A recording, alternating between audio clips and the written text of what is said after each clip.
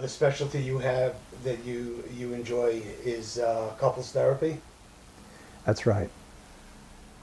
And say a little bit more about what what do you see as the primary themes and the primary issues that bring couples in to therapy? Most of the couples that come into therapy are about 7 years too late. They really don't come in when they should. Often it's like, imagine you had a really wonderful car that you invested in and you hope lasts a very long time. In the case of being a couple, you want ideally, most people want the relationship to be a lifelong relationship. And there's three ways to look at relationships. Is the relationship here for a season, a reason, or lifelong? Sometimes we enter into different kinds of relationships. So when somebody comes in, it may be a lifelong relationship. They're married or they're committed partners, and they really want it to continue forever. But they've lost their way with each other. The agreements they made, the quid pro quo of who they were when they first came in, those original agreements, those vows, don't really have practical meaning anymore. They've lost a sense of purpose. They're not sure what the purpose is for them being a couple sometimes. Or they haven't allowed themselves to individuate from each other, to be fully functioning separate people.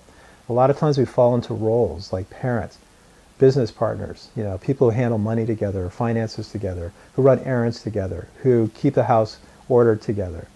But we lose the essentially who we are. A lot of couples find each other through attraction. But once attraction fades or it shifts as we get older, people don't know how to go from attraction to building a lifelong lasting bond. They have a hard time knowing how to build a foundation with each other and how to grow love throughout the lifespan. Most of us know how to land somebody in our lives, how to lure somebody in, or how to sell ourselves to them, how to image ourselves, to how to be a PR agent. But once somebody starts to see our flaws, and once we start to see their flaws, how do we hold our love, and how do we accept them for who they are, and how do we work at those differences effectively? So a lot of times couples don't realize any of the things I just named. They come in pretty unconscious sometimes, or wanting a referee to basically decide who is right and who is wrong, trying to get somebody to understand their perspective, but they don't want to understand each other's perspective. And one of the things that I really strongly believe in the way I work with couples is trying to create a sense of loving somebody based on really understanding who they are. In other words, I think couples, individuals need to be seen and loved for being seen accurately. And so a lot of times it's really important to not create what I call, or Terence Real describes, as a core negative image that is not based on reality, but is based on projections and reactivity. It's better to base a relationship on an accurate sense of who the person is that you're partnered with, and learning how to love them for that accurate perception of who they are. And so a lot of times people have the same hungers: to be seen, to be loved for being seen, to learn how to be intimate. And intimacy means into me you see.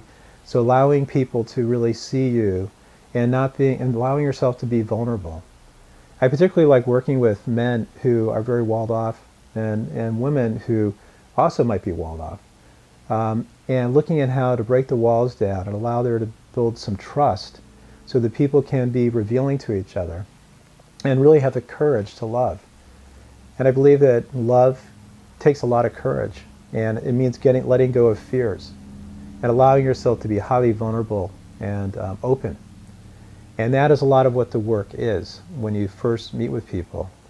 And I have a lot of different models of working with couples, and I've been attending the couples conferences for many, many years and learning from a lot of the experts. And as much as I enjoy gathering all that information and disseminating it to my clients, I've also developed my own unique approach and way of helping people. And I'll give you one example of that. One is that I believe strongly in what's called IFS, or an internal family systems approach. And what that means is a lot of us replicate our own family history. Our own attachment style is often developed when we're really young.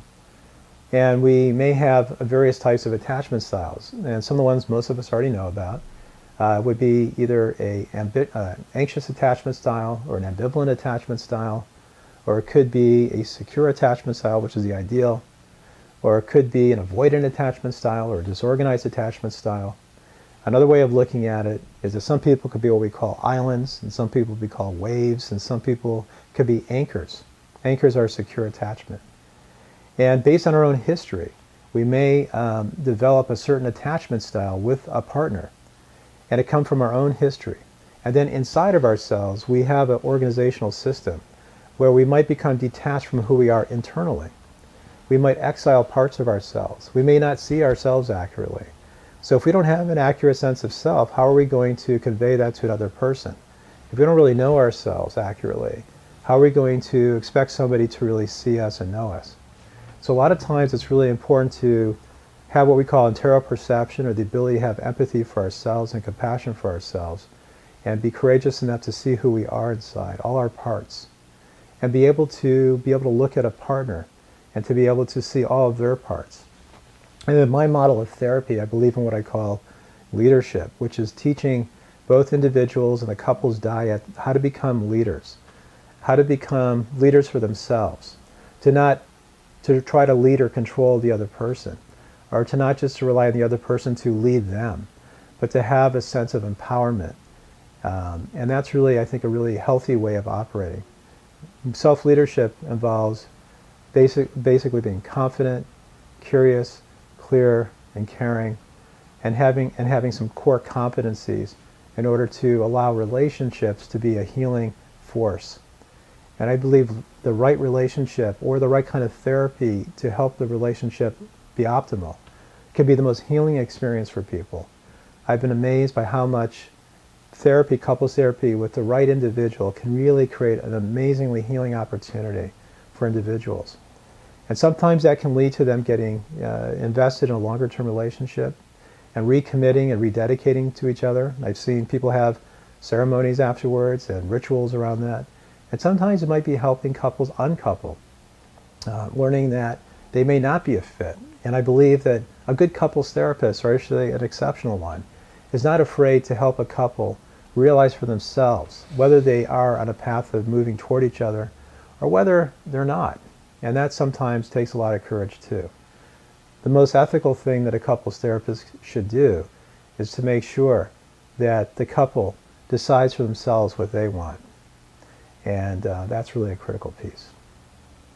Can you say a little bit more in terms of the couples that you work with, how you measure change, or what changes are you looking to make happen, and how and what you do to make those changes happen? A little bit more specifics about that. Yeah, it's a great question. There's a few things I like to use. There's tools. For example, I have 3 or 4 different measurements of key areas of functioning for a couple. So they can self-assess. One is the common domain, which is there are marital questionnaires online, and we're going to have some on our website so people can download those. But there's emotional needs questionnaires, there's more formal questionnaires. And what it does is it really drills into how are you functioning on critical areas as a couple. And so it's a way that couples can look at how they're doing when they start. So it's what we call, if you look at sort of an ABA design, when you walk in, how do you measure? And then the interventions that I might do to help them get connected, books, practices, in the office. It could be imago therapy, it could be EFT, emotional focus therapy techniques. It could be internal family systems techniques. It could be my own Jim Bramson techniques. But basically the B part of the interventions to see if they can help.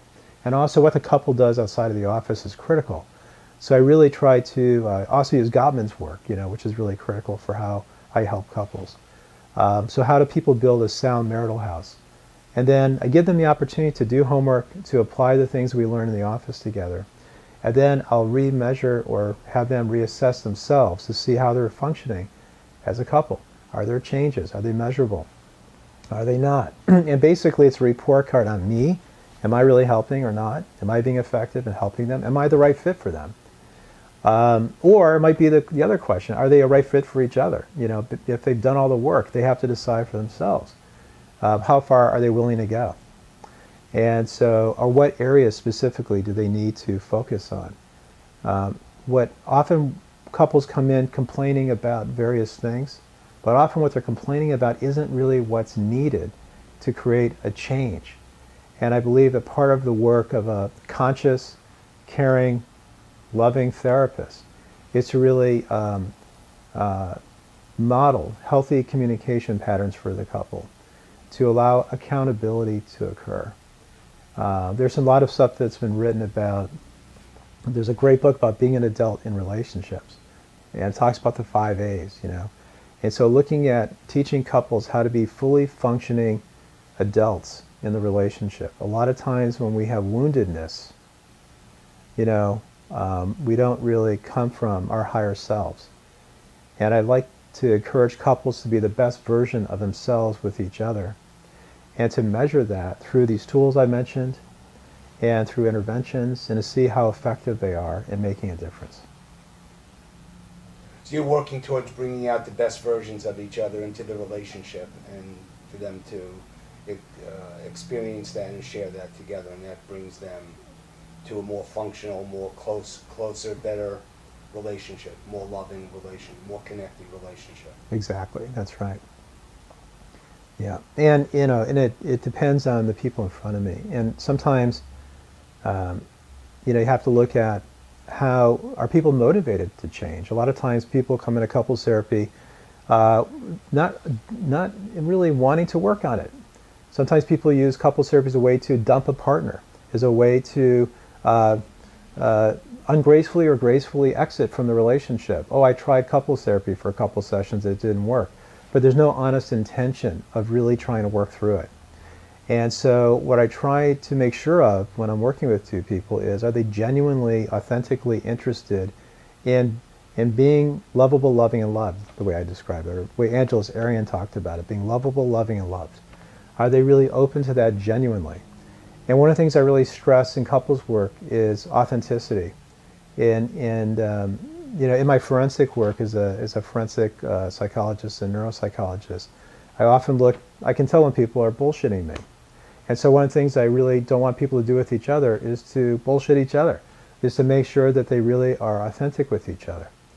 And so when people aren't being authentic with each other, I like them to notice that themselves, call that out for themselves. Hey, I don't really think I'm being honest here about how I want to be seen by you, or what I am doing, or I'm not really being honest about what I'm accountable for. I'm not really being transparent with you. And so I think one of the really key things is to help a couple be authentic and real. And that can go so far. And a good therapist is a facilitator to create these optimal conditions. So it's hard to do that sometimes in your house. It's hard to do it over a dinner. It's hard to do it with another couple you're out with. It's hard to do that by just listening to a book or watching a clip from an educational video.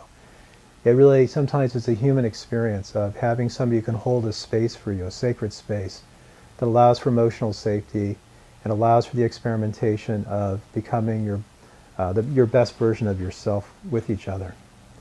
And I think when two people know that they are being the best version of themselves, and they can genuinely accept each other's flaws and embrace them and be compassionate toward each other and loving toward each other, it's such a healing thing.